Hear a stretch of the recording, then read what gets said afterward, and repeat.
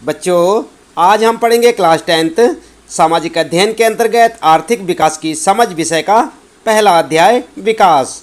हम आपको बताएंगे बच्चों इस पाठ से संबंधित प्रश्नों के उत्तर। तो चलिए शुरू करते हैं। सबसे पहला प्रश्न है आपका यहाँ पर, सामान्यतः किसी देश का विकास किस आधार पर निर्धारित किया जाता है? आप जानते हैं बच्चों? चलिए देख लेते हैं। इसके 4 ऑप्शन है आपके लिए यहाँ पर। प्रति व्यक्ति आय, औसत साक्षरता स्तर, लोगों की स्वास्थ्य स्थिति या उपरोक्त सभी उत्तर। तो आप यहाँ पर सही विकल्प का चुनाव करेंगे बच्चों। आपका उत्तर होगा उपरोक्त सभी, यानी कि गए वाला ऑप्शन आपका बिल्कुल करेक्ट ऑप्शन है बच्चों। उत्तर लिखेंगे उपरोक्त सभी। इसके बाद बच्चों दूसरा प्रश्न है आपका, निम्नलिखित पड़ोसी देशों में से मानव विकास के लिहाज से किस देश की स्थिति भारत से बेहतर है? और यहाँ पर आपके 4 ऑप्शन है बच्चों। क है बांग्लादेश, ख श्रीलंका, ग नेपाल और घ पाकिस्तान। तो यहाँ पर आपको सही विकल्प चुनना है। तो आपका उत्तर होगा बच्चों श्रीलंका, यानी कि ख वाला ऑप्शन आपका बिल्कुल करेक्ट ऑप्शन है। इसके बाद बच्चों तीसरा प्रश्न है आपका, मान लीजिए कि एक देश में 4 परिवार हैं। इन परिवारों की प्रति व्यक्ति आय 5,000 रुपया है। अगर 3 परिवारों की आय क्रमशः 4,000, 7,000 और 3,000 रुपया है तो चौथे परिवार की आय क्या है? और यहाँ पर है आपके 4 ऑप्शन बच्चों, आप देख सकते हैं। क है 7,500, ख है 3,000, ग है 2,000 और घ 6,000 रुपया। उत्तर क्या होगा आपका? आप उत्तर लिख सकते हैं 6,000 रुपया, यानी कि घ वाला ऑप्शन आपका बिल्कुल करेक्ट ऑप्शन है। इसके बाद आइए देख लेते हैं। यहाँ पर चौथा प्रश्न है, विश्व बैंक विभिन्न वर्गों का वर्गीकरण करने के लिए किस प्रमुख मापदंड का प्रयोग करता है? इस मापदंड की अगर कोई है तो सीमाएं क्या हैं? उत्तर क्या लिखेंगे आप? उत्तर ठीक आप इस प्रकार से लिख सकते हैं बच्चों। विश्व बैंक विभिन्न वर्गों का वर्गीकरण करने के लिए किसी देश की आय को प्रमुख मापदंड मानता है। जिन देशों की आय अधिक है उन्हें विकसित समझा जाता है और कम आय वाले देशों को कम विकसित। ऐसा माना जाता है कि अधिक आय का अर्थ है इंसान की ज़रूरतों की सभी चीज़ें प्रचुर मात्रा में उपलब्ध की जा सकती हैं। जो भी लोगों को पसंद है और जो उनके पास होना चाहिए वे उन सभी चीज़ों को अधिक आय के जरिए प्राप्त कर पाएंगे। इसलिए ज़्यादा आय विभिन्न वर्गों का वर्गीकरण करने का प्रमुख मापदंड माना जाता है। विश्व बैंक की विश्व विकास रिपोर्ट 2006 में देशों का वर्गीकरण करने में इस मापदंड का प्रयोग किया गया है। वे देश जिनकी 2004 में प्रति व्यक्ति आय $10,066 प्रति वर्ष या उससे अधिक है समृद्ध देश हैं, और वे देश जिनकी प्रति व्यक्ति आय $825 प्रति वर्ष या उससे कम है उन्हें निम्न आय देश कहा गया है। भारत निम्न आय देशों के वर्ग में आता है क्योंकि उसकी प्रति व्यक्ति आय 2004 में केवल $620 प्रति वर्ष थी। ठीक है। इसके बाद आगे लिखेंगे आप सीमाएं, और यहाँ पर हेडिंग डालकर लिखेंगे बच्चों, विभिन्न देशों का वर्गीकरण करने के लिए किसी देश की राष्ट्रीय आय को अच्छा मापदंड नहीं माना जा सकता क्योंकि विभिन्न देशों की जनसंख्या विभिन्न होती है। कुल आय की तुलना करने से हमें यह पता नहीं चलेगा कि औसत व्यक्ति क्या कमा सकता है। इससे हमें विभिन्न देशों के लोगों की परिस्थितियों का भी पता नहीं चल पाता। इसलिए राष्ट्रीय आय वर्गीकरण का अच्छा मापदंड नहीं है। ठीक है। इस प्रकार से आप अपने इस प्रश्न का उत्तर लिख सकते हैं बच्चों, याद भी करें साथ साथ। इसके बाद बच्चों 5वां प्रश्न है, विकास मापने का UNDP का मापदंड किन पहलुओं में विश्व बैंक के मापदंड से अलग है? तो आप जानते हैं क्या लिखेंगे? उत्तर में आप लिख सकते हैं बच्चों, विश्व बैंक का मापदंड केवल आय पर आधारित है। इस मापदंड की बहुत सी सीमाएं हैं। आय के अतिरिक्त भी कई अन्य मापदंड हैं जो विकास मापने के लिए जरूरी हैं, क्योंकि मनुष्य केवल बेहतर आय के बारे में ही नहीं सोचता बल्कि वह अपनी सुरक्षा, दूसरों से आदर और बराबरी का व्यवहार पाना, आज़ादी आदि जैसे अन्य लक्ष्यों के बारे में भी सोचता है। UNDP द्वारा प्रकाशित मानव विकास रिपोर्ट में विकास के लिए निम्नलिखित मापदंड अपनाए गए, और कौन कौन से हैं चलिए देख लेते हैं। यहाँ पर पॉइंटों में आप लिखेंगे।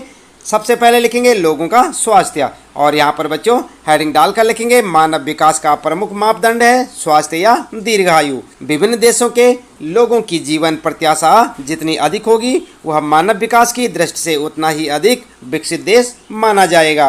आई बात समझ में। दूसरा पॉइंट लिखेंगे शैक्षिक स्तर, और यहाँ पर आप हेडिंग डालकर लिखेंगे मानव विकास का दूसरा प्रमुख मापदंड शैक्षिक स्तर है। किसी देश में साक्षरता की दर जितनी ज़्यादा होगी वह उतना ही विकसित माना जाएगा, और यह दर यदि कम होगी तो उस देश को अल्प विकसित कहा जाएगा। ठीक है। तीसरा पॉइंट लिखेंगे बच्चों प्रति व्यक्ति आय, और यहाँ पर भी आप हेडिंग डालकर लिखेंगे मानव विकास का तीसरा मापदंड है प्रति व्यक्ति आय। जिस देश में प्रति व्यक्ति आय अधिक होगी उस देश में लोगों का जीवन स्तर भी अच्छा होगा, और अच्छा जीवन स्तर विकास की पहचान है। जिन देशों में लोगों की प्रति व्यक्ति आय कम होगी लोगों का जीवन स्तर भी अच्छा नहीं होगा। ऐसे देश को विकसित देश नहीं माना जा सकता। कई वर्षों के अध्ययन के बाद यूएनडीपी ने विश्व के 173 देशों का मूल्यांकन इन आधारों पर किया। 53 देशों को उच्च मानव विकास की श्रेणी में, 84 देशों को मध्यम मानव विकास की श्रेणी में तथा 26 देशों को मानव विकास के निम्न स्तर पर रखा। आई बात समझ में। इस प्रकार से आप लिखते चले जाएंगे और आपके 5वें प्रश्न का उत्तर हो जाएगा बच्चों, साथ साथ याद भी करें। अगला है बच्चों फिर आपका 6ठा प्रश्न, और इसमें पूछा है हम औसत का प्रयोग क्यों करते हैं, इनके प्रयोग करने की क्या कोई सीमाएं हैं, विकास से जुड़े अपने उदाहरण देकर स्पष्ट कीजिए। उत्तर में आप लिख सकते हैं बच्चों औसत का प्रयोग किसी भी विषय या क्षेत्र का अनुमान विभिन्न स्तरों पर लगाने के लिए किया जाता है। जैसे किसी देश में सभी लोग अलग अलग आय प्राप्त करते हैं, किंतु देश के विकास स्तर को जानने के लिए प्रति व्यक्ति आय निकाली जाती है, जो औसत के माध्यम से ही निकाली जाती है। इससे हमें एक देश के विकास के स्तर का पता चलता है, किंतु औसत का प्रयोग करने में कई समस्याएं आती हैं। औसत से किसी भी चीज़ का सही अनुमान नहीं लगाया जा सकता, इसमें असमानताएं छिप जाती हैं। उदाहरण के लिए आप कह सकते हैं किसी देश में रहने वाले 4 परिवारों में से 3 परिवार 500 रुपया कमाते हैं तथा एक परिवार 48,000 यानी 48,000 रुपया कमा रहा है, जबकि दूसरे देश में सभी परिवार 9,000 और 10,000 के बीच में कमाते हैं। दोनों देशों की औसत आय समान है, किंतु एक देश में आर्थिक असमानता बहुत ज़्यादा है, जबकि दूसरे देश में सभी नागरिक आर्थिक रूप से समान स्तर के हैं। इस प्रकार औसत तुलना के लिए तो उपयोगी है, किंतु इससे असमानताएं छिप जाती हैं। इससे यह पता नहीं चलता कि यह आय लोगों में किस तरह वितरित है। आई बात समझ में। इस प्रकार से आप लिख सकते हैं बच्चों अपने 6ठे प्रश्न का उत्तर। इसके बाद आता है फिर आपका 7वां प्रश्न, और 7वें प्रश्न में पूछा है प्रति व्यक्ति आय कम होने पर भी केरल का मानव विकास क्रमांक पंजाब से ऊंचा है, इसलिए प्रति व्यक्ति आय एक उपयोगी मापदंड बिल्कुल नहीं है और राज्यों की तुलना के लिए इसका उपयोग नहीं करना चाहिए। क्या आप सहमत हैं? इस पर चर्चा कीजिए। तो आप उत्तर में क्या लिख सकते हैं बच्चों? तो आप उत्तर लिखेंगे यदि व्यक्तिगत आकांक्षाओं और लक्ष्यों को देखा जाए तो हम पाते हैं कि लोग केवल बेहतर आय के विषय में ही नहीं सोचते, बल्कि वे अपनी सुरक्षा, दूसरों से आदर और बराबरी का व्यवहार पाना, आज़ादी इत्यादि अन्य लक्ष्यों के बारे में भी सोचते हैं। इसी प्रकार जब हम किसी देश के विकास के बारे में सोचते हैं तो औसत आय के अलावा अन्य लक्षणों को भी देखते हैं। आई बात समझ में। इसके बाद आप यहाँ पर देख सकते हैं जैसे ये तालिका बना रखी है, आप भी इसी प्रकार से अपनी नोटबुक में बना सकते हैं बच्चों। और यहाँ पर क्या है तालिका में चयनित राज्यों की प्रति व्यक्ति आय, और कौन कौन से राज्य हैं आप देख सकते हैं। यहाँ पर सबसे पहले आप लिखेंगे राज्य, फिर लिखेंगे 2002 और 3 में प्रति व्यक्ति आय रुपयों में। ठीक है। और इसके बाद ठीक इसी प्रकार से तालिका बनाते हुए आप लिखेंगे पंजाब, केरल और बिहार। और यहाँ पर आप देख सकते हैं पंजाब की प्रति व्यक्ति आय रुपयों में कितनी है 26,000, केरल में कितनी है 22,800 और बिहार में 5,700। दिख रहा है ना आपको। तो इसी प्रकार से आप अपनी एक तालिका बनाकर उसमें इसे दिखा सकते हैं। इसके बाद आप देखेंगे यहाँ पर तालिका 1.2 जो आपको दिख रही है, यहाँ पर पंजाब, केरल और बिहार के कुछ तुलनात्मक आंकड़े। यहाँ पर लिखेंगे आप राज्य, और यहाँ पर लिखेंगे शिशु मृत्यु दर 1,000 व्यक्ति पर 2003 में। यहाँ पर लिखेंगे आप साक्षरता दर प्रतिशत में 2001 में। फिर यहाँ पर लिखेंगे कक्षा 1 से 5 का निवल उपस्थिति अनुपात। 1995 और 96 में, ठीक है। और इसके बाद सबसे पहले लिखेंगे पंजाब, और पंजाब पर यहाँ शिशु मृत्यु दर लिखेंगे आप 49, और साक्षरता दर लिखेंगे प्रतिशत में 70%, और उपस्थिति अनुपात में लिखेंगे 81 यानी कि 81। केरल के लिए लिखेंगे 11, और साक्षरता दर लिखेंगे 91, और उपस्थिति अनुपात 91 यानी 91। बिहार के लिए 60 और 47 और 41। इसी प्रकार से आप एक टेबल बनाकर उसमें दर्शा सकते हैं बच्चों। और इसके बाद लिखेंगे बच्चों इस तालिका में प्रयोग किए गए कुछ शब्दों की व्याख्या, क्योंकि आपने चर्चा करनी है। इसके बाद आप इनके बारे में बताएंगे क्या है। सबसे पहले लिखेंगे, पहला पॉइंट लिखेंगे शिशु मृत्यु दर। किसी वर्ष में पैदा हुए 1000 जीवित बच्चों में से 1 वर्ष की आयु से पहले मर जाने वाले बच्चों का अनुपात दिखाती है। आप देख रहे हैं यहाँ पर टेबल में 1000 बच्चों पर यहाँ पर जो है 49 लिखा है, यहाँ पर 11 लिखा है, और यहाँ पर 60, ठीक है। तो इस प्रकार से आप दिखा सकते हैं शिशु मृत्यु दर में किसी वर्ष में पैदा हुए 1000 जीवित बच्चों में से 1 वर्ष की आयु से पहले मर जाने वाले बच्चों का अनुपात दिखाती है। साक्षरता दर क्या बताती है आपको, यहाँ पर लिखेंगे साक्षरता दर, और लिखेंगे 7 वर्ष और उससे अधिक आयु के लोगों में साक्षर जनसंख्या का अनुपात, ठीक है। इसी प्रकार से निवल अनुपस्थिति अनुपात में आप दिखा सकते हैं 6 से 10 वर्ष की आयु के स्कूल जाने वाले कुल बच्चों का उस आयु वर्ग के कुल बच्चों के साथ प्रतिशत। आई बात समझ में। ठीक इस प्रकार से आपकी जो टेबल बनी हुई है उसके बारे में हम यहाँ पर चर्चा कर रहे हैं कि कौन से कॉलम में आपको क्या दर्शाना है। ध्यान दें बच्चों, आगे तालिका 1.1 में दिए गए आंकड़ों के अनुसार पंजाब की प्रति व्यक्ति आय केरल और बिहार से ज़्यादा है। आपने देखी थी यहाँ पर केरल और बिहार से ज़्यादा थी बच्चों। यहाँ पर देख सकते हैं आप पंजाब की औसत आय कितनी है 26,000 रुपया, और केरल में कितनी है 22,800, बिहार में 5,700। तो यहाँ पर जो आप देख सकते हैं केरल और बिहार से ज़्यादा है ना पंजाब की आय, प्रति व्यक्ति आय पंजाब में ज़्यादा है। इस प्रकार यदि आय को ही विकास का मापदंड माना जाए तो तीनों राज्यों में पंजाब सबसे अधिक और बिहार सबसे कम विकसित राज्य माना जाएगा। किंतु यदि तालिका 1.2 यानी कि दूसरी तालिका में दिए गए अन्य आंकड़ों को देखें तो पाते हैं कि केरल में शिशु मृत्यु दर पंजाब से बहुत कम है। आपने देखी थी यहाँ पर, आप देख सकते हैं यहाँ पर जो शिशु मृत्यु दर की बात की जा रही है बच्चों, आप ध्यान दें केरल में जो है पंजाब से कम है। केरल में कितनी है 11 है, और पंजाब में कितनी है 49 यानी कि 49। तो यहाँ पर जो है केरल की स्थिति पंजाब से बेहतर है शिशु मृत्यु दर में। और जबकि आय में देखा जाए तो प्रति व्यक्ति आय में पंजाब जो है केरल से आगे है। आप देख रहे हैं यहाँ पर केरल जो है आय के मामले में पीछे है, और शिशु मृत्यु दर के मामले में केरल का स्थान बेहतर है, जबकि पंजाब में प्रति व्यक्ति आय अधिक है। इसी प्रकार केरल में साक्षरता दर सबसे अधिक और बिहार में सबसे कम है। इस प्रकार केवल प्रति व्यक्ति आय को ही विकास का मापदंड नहीं माना जा सकता। अन्य मापदंडों जैसे साक्षरता, स्वास्थ्य आदि को देखें तो केरल की स्थिति पंजाब से बेहतर है। आप देख सकते हैं तालिका में बच्चों, आपको स्पष्ट नजर आएगा। इसके बाद 8वां प्रश्न है फिर आपका, और यहाँ पर पूछा है भारत के लोगों द्वारा ऊर्जा के किन स्रोतों का प्रयोग किया जाता है, ज्ञात कीजिए अब से 50 वर्ष पश्चात क्या संभावनाएं हो सकती हैं। तो उत्तर आप किस प्रकार से लिखेंगे, उत्तर लिखेंगे बच्चों भारत के लोगों द्वारा इस्तेमाल किए जा रहे ऊर्जा के वर्तमान स्रोत निम्नलिखित हैं। आप जानते हैं कौन कौन से हैं, चलिए देख लेते हैं। पॉइंटों में देखेंगे। नंबर 1 कोयला। कोयले का प्रयोग ईंधन के रूप में तथा उद्योगों में कच्चे माल के रूप में किया जाता है। वाष्प इंजन जिसमें कोयले का प्रयोग होता है रेलों और उद्योगों में किया जाता है।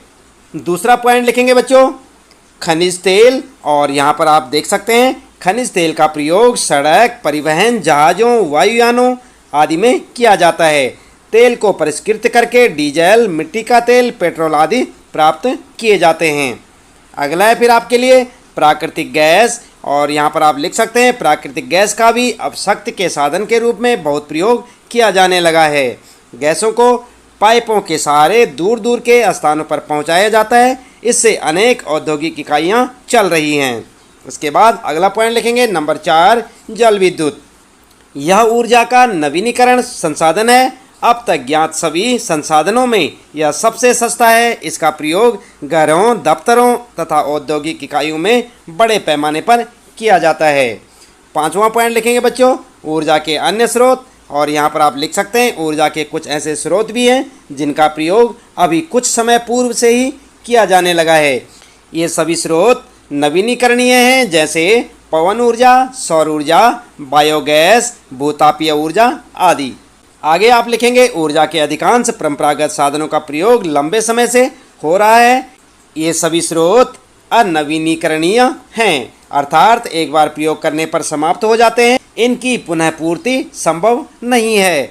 आने वाले 50 वर्षों में ये संसाधन यदि इसी तरह इस्तेमाल किए जाते रहे तो समाप्त प्रायः हो जाएंगे। यदि हमें इन संसाधनों को बचाना है तो ऊर्जा के नए और नवीनीकरणीय संसाधनों को खोजकर उनका अधिकाधिक प्रयोग करना होगा। आई बात समझ में? इस प्रकार से आप अपने इस प्रश्न का उत्तर लिख सकते हैं बच्चों। इसके बाद आता है आपका 9वां प्रश्न और इसमें पूछा है धारणीयता का विषय विकास के लिए क्यों महत्वपूर्ण है। तो क्यों महत्वपूर्ण है बच्चों, आपने पाठ में पढ़ा होगा। उत्तर में आप लिख सकते हैं धारणीयता से अभिप्राय है सतत पोषणीय विकास, अर्थात ऐसा विकास जो वर्तमान पीढ़ी तक ही सीमित न रहे बल्कि आगे आने वाली पीढ़ी को भी मिले।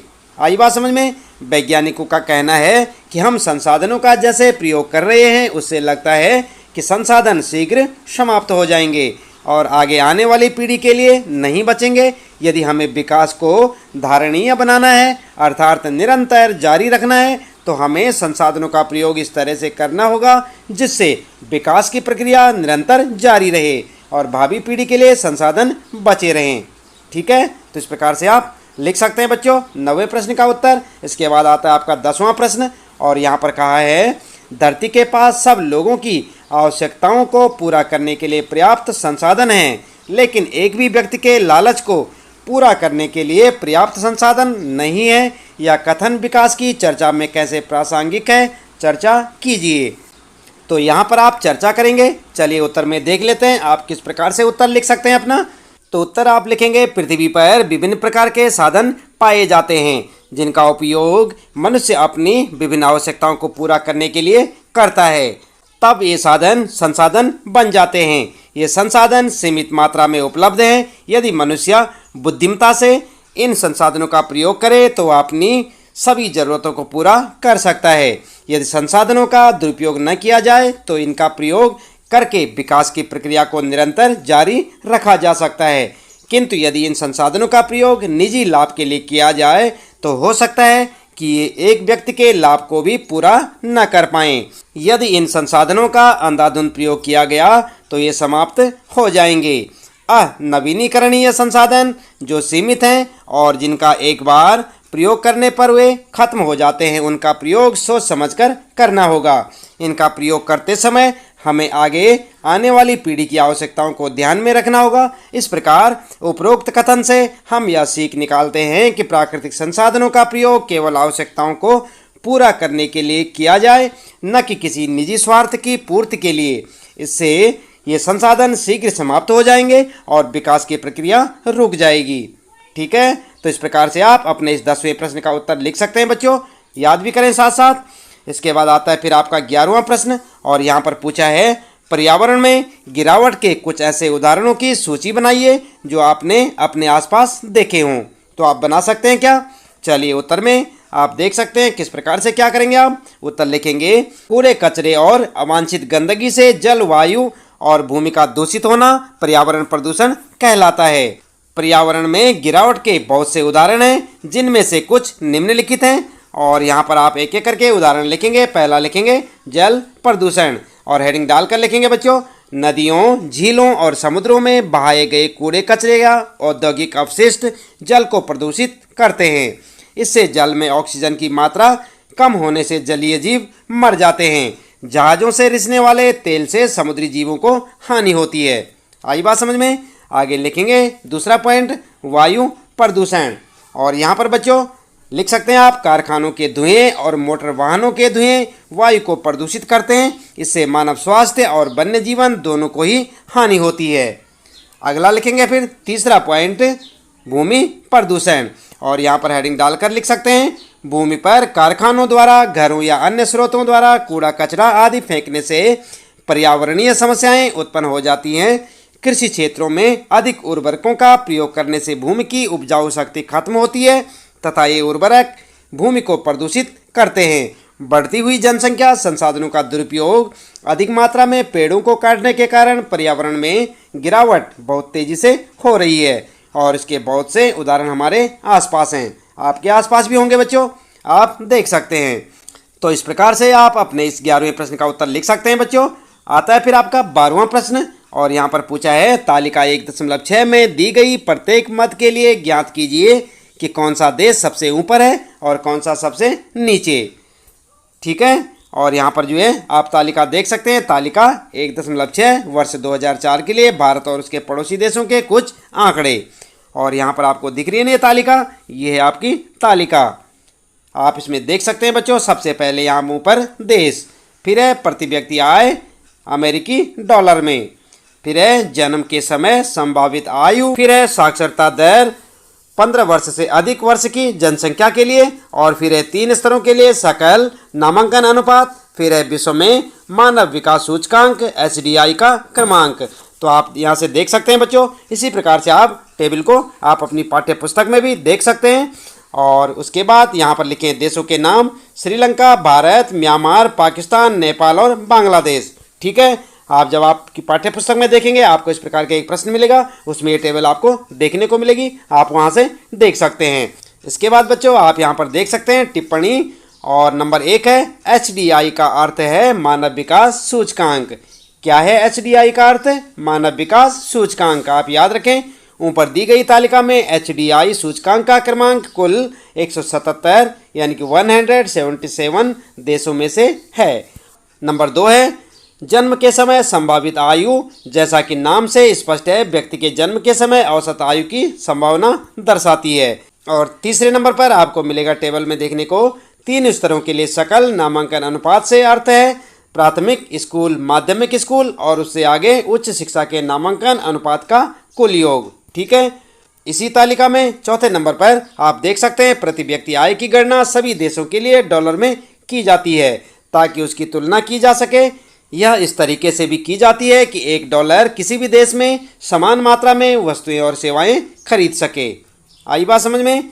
तो बच्चों उत्तर में आप किस प्रकार से लिख सकते हैं, चलिए देख लेते हैं। उत्तर में आप लिखेंगे तालिका 1.6 विभिन्न मापदंडों के आधार पर दुनिया के विभिन्न देशों को विकास की अलग अलग श्रेणियों में बांटती है। इसमें प्रति व्यक्ति आय, संभावित आय, साक्षरता दर, सकल नामांकन अनुपात तथा मानव विकास सूचकांक क्रमांक का मापदंड बनाया गया है। प्रति व्यक्ति आय के आधार पर श्रीलंका सबसे ऊपर और म्यांमार सबसे नीचे है। आप देख सकते हैं बच्चों, यहाँ पर म्यांमार जो है प्रति व्यक्ति आय में अमेरिकी डॉलर के हिसाब से देख सकते हैं $1027 और श्रीलंका की देख सकते हैं आप $4390। तो यहाँ पर श्रीलंका सबसे आगे है और म्यांमार सबसे नीचे है। जन्म के समय संभावित आयु यानी जीवन प्रत्याशा के आधार पर श्रीलंका सबसे ऊपर और म्यांमार सबसे नीचे है। और यहाँ पर भी आप देख सकते हैं बच्चों, श्रीलंका जो है सबसे ऊपर है और म्यांमार सबसे नीचे है। देख रहे ना आप यहाँ पर जन्म के समय संभावित आयु में म्यांमार की कितनी है 61 और श्रीलंका की 74। जहाँ तक बात की जाए बच्चों साक्षरता दर के क्षेत्र में भी श्रीलंका सबसे ऊपर और बांग्लादेश सबसे नीचे है। आप देख सकते हैं बच्चों श्रीलंका का साक्षरता दर कितना है 91 और बांग्लादेश का 41। तो आप देख सकते हैं बांग्लादेश सबसे नीचे और श्रीलंका सबसे ऊपर है। आगे बात करते हैं सकल नामांकन अनुपात के आधार पर श्रीलंका सबसे ऊपर और पाकिस्तान सबसे नीचे है। तो यहाँ पर देख सकते हैं बच्चों आप सकल नामांकन अनुपात में श्रीलंका सबसे ऊपर है और पाकिस्तान की बात करें तो सबसे नीचे है, यानी पाकिस्तान का 35 है और यहाँ पर जो है श्रीलंका का 69 है। अगर बात करते हैं मानव विकास सूचकांक के क्रमांक में भी श्रीलंका का स्थान विश्व में 93वां है यानी कि 93 है और जो इस तालिका में दिए गए सभी देशों से ऊपर है। और नेपाल 138वां स्थान लेकर सबसे नीचे है। तो आप देख सकते हैं टेबल में बच्चों। तो इस प्रकार से आप लिख सकते हैं अपने इस 12वें प्रश्न का उत्तर। इसके बाद बच्चों बात करते हैं 13वां प्रश्न है। फिर नीचे दी गई तालिका में भारत में अल्प पोषित वयस्कों का अनुपात दिखाया गया है। यह वर्ष 2001 में देश के विभिन्न राज्यों के एक सर्वेक्षण पर आधारित है। तालिका का अध्ययन करके निम्नलिखित प्रश्नों के उत्तर दीजिए। और यह है आपके सामने तालिका, आप अपनी पाठ्य पुस्तक में देख सकते हैं बच्चों। यहाँ पर आप देख सकते हैं चयनित राज्यों की प्रति व्यक्ति आय। सबसे पहले आप यहाँ पर देख सकते हैं, सबसे पहले राज्य का नाम, फिर है पुरुषों का प्रतिशत, फिर है महिलाओं का प्रतिशत। और यहाँ पर राज्य का नाम है केरल, कर्नाटक, मध्य प्रदेश। और केरल में है यहाँ पर 22%, महिलाओं में 19%, कर्नाटक में 36 और 38, और मध्य प्रदेश में 43 और 42। कुल मिलाकर आप देख सकते हैं सभी राज्यों का 37% और महिलाओं में 36%। पुरुषों में 37, महिलाओं में 36। तो आपने टेबल देख ली बच्चों। इसके बाद यहाँ पर आपके लिए कुछ प्रश्न हैं। पहला प्रश्न है केरल और मध्य प्रदेश के लोगों के पोषण स्तरों की तुलना कीजिए। किसकी? केरल और मध्य प्रदेश के। तो आप देख सकते हैं यहाँ पर केरल ये है और मध्य प्रदेश ये है। तो यहाँ पर आपको तुलना करनी है। आप लिखेंगे बच्चों उत्तर में, उपरोक्त आंकड़े केरल और मध्य प्रदेश के लोगों के पोषण स्तर को दर्शाते हैं।